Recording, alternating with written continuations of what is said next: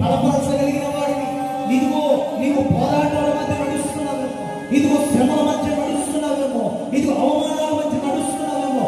కానీ ఈ ఉపవాస ప్రార్థన ఏం చేస్తుంది అంటే నేను ఉన్నతమైన ఉపదేశం ద్వారా నడిపిస్తుంది. హల్లెలూయా.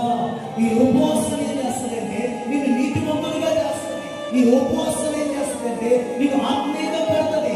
ఈ ఉపవాసం ఏం చేస్తుందంటే దిగజారిపోయిన నీ ఆత్మీయ జీవితం, పడిపోయిన నీ ఆత్మీయ అనుభవాలు తిరిగి మరలా పొందుకోవాలంటే ఈ ఉపవాసానికి